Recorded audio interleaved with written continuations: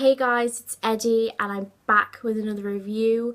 Now today's review is going to be a little bit different because instead of reviewing a movie, a friend of mine asked me to review the new Harry Potter play, The Cursed Child. Well, relatively new. It's been out for a couple of weeks now. But yeah, she asked me to review that. So it won't be a movie today, it's going to be a play. Now, just to give you a little bit of backstory about me and The Cursed Child.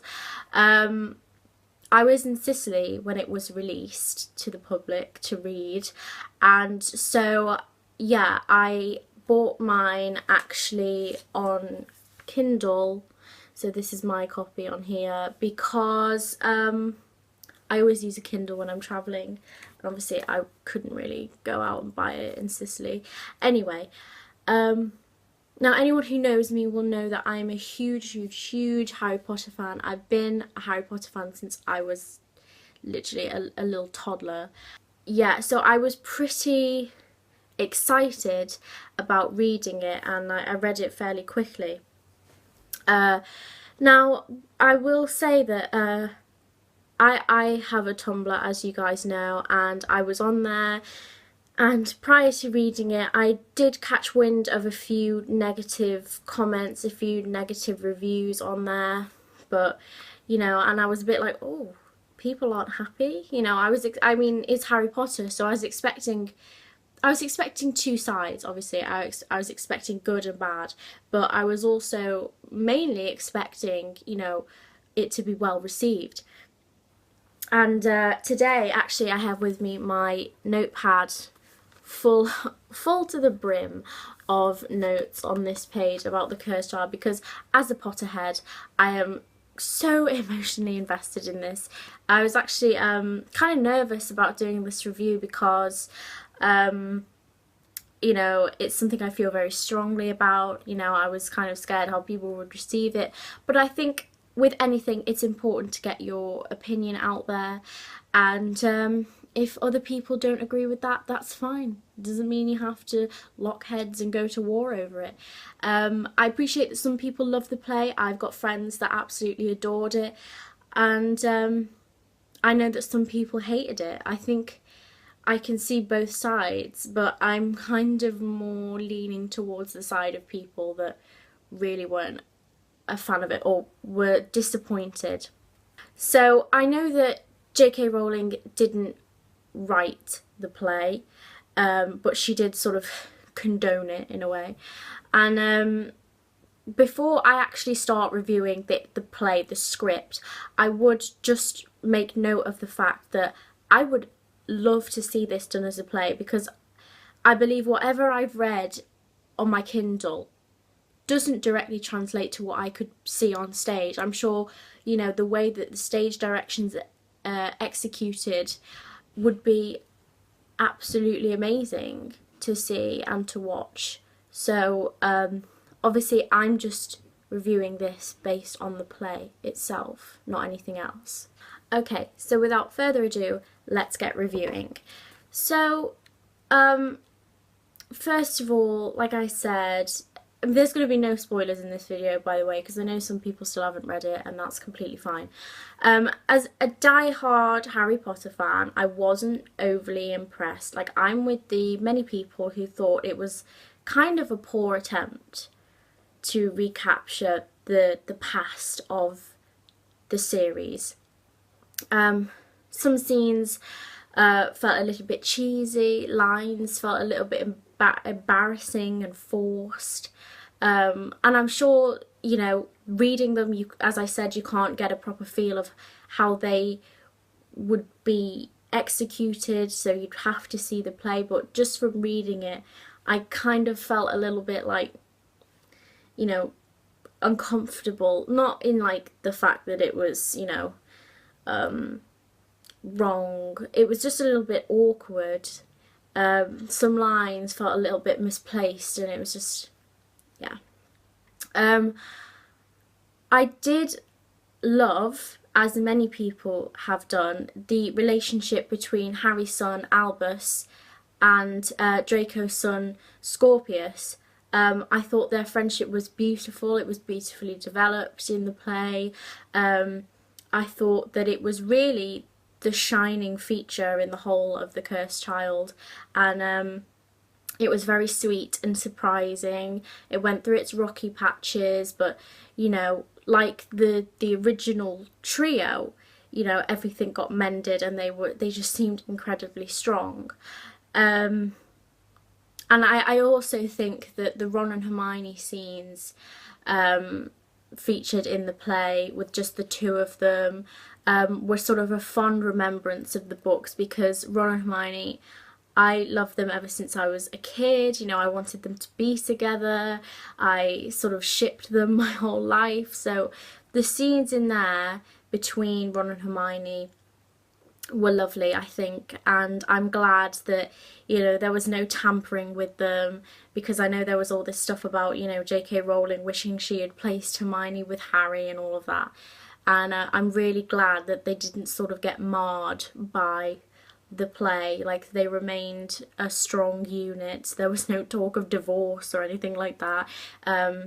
Yeah, it was a really pleasant surprise for me to read them, and to read them still being so in love. It was nice. Now, some events and some of the actions of the characters were a little bit unbelievable for me.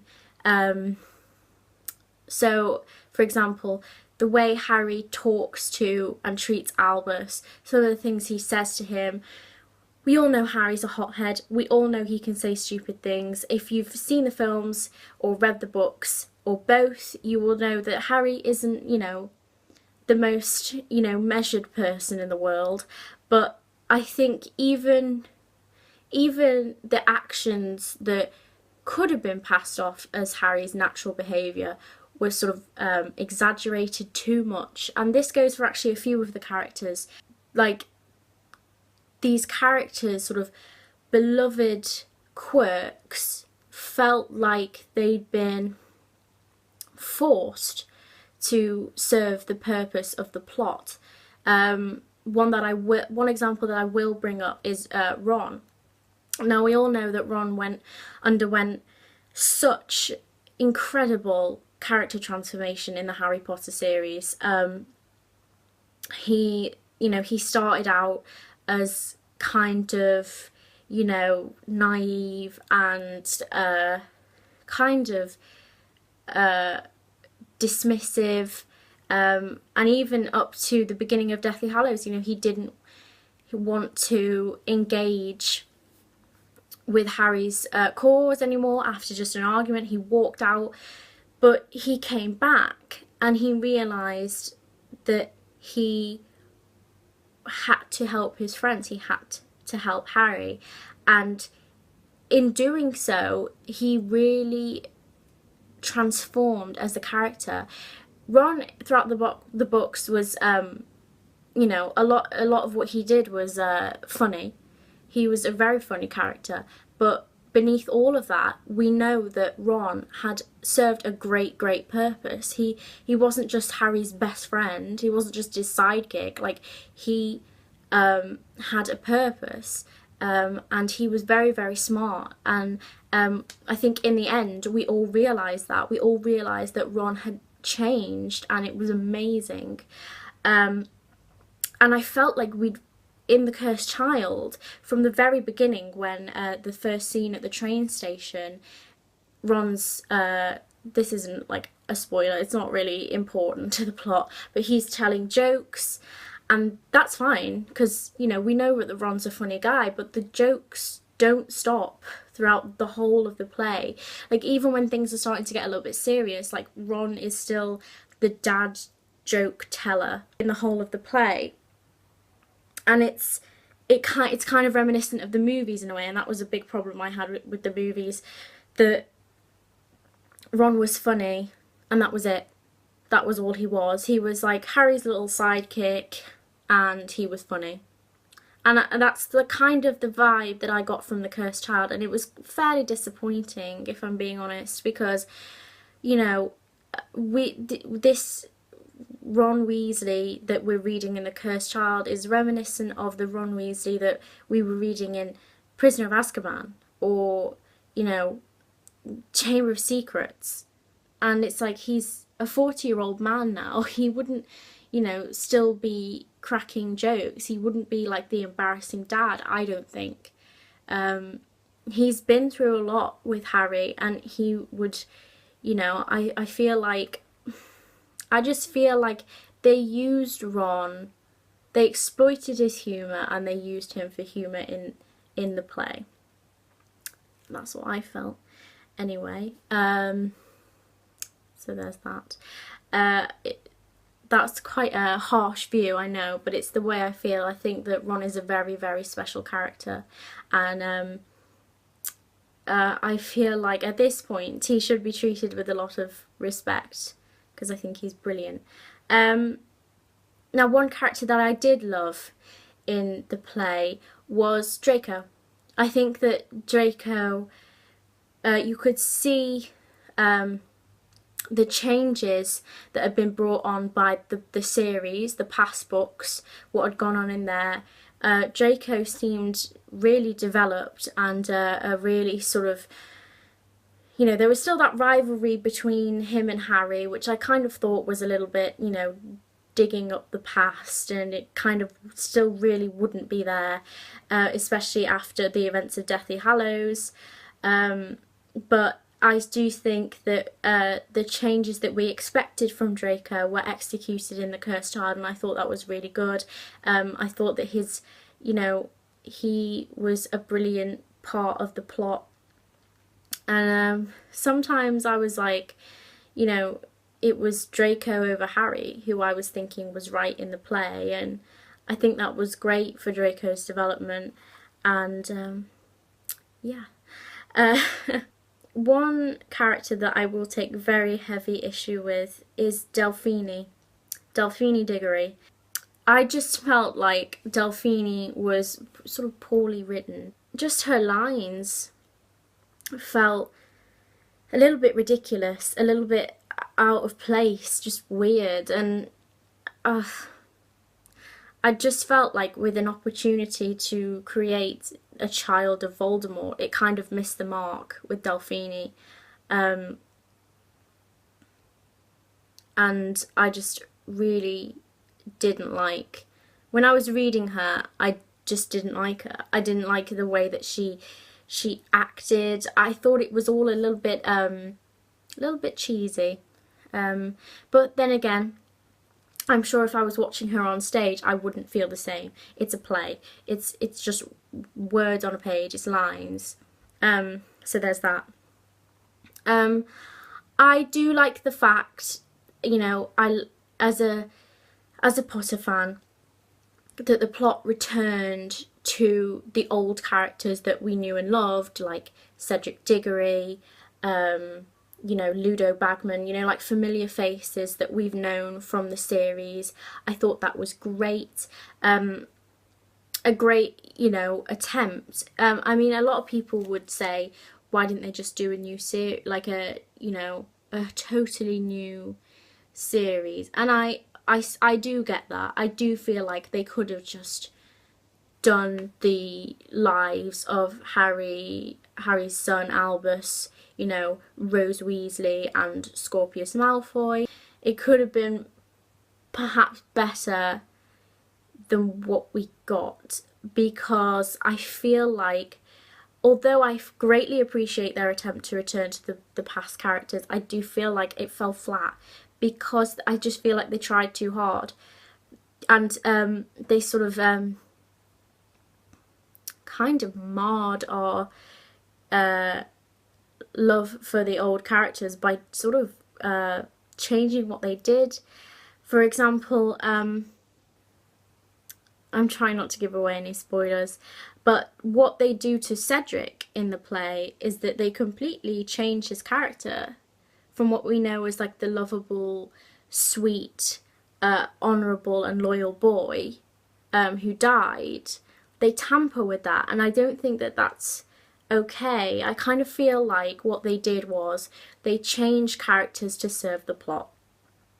And although their attempt to return to the old characters like Snape and Umbridge were honourable, you know, to really rekindle the fans' love, I just feel like it fell flat.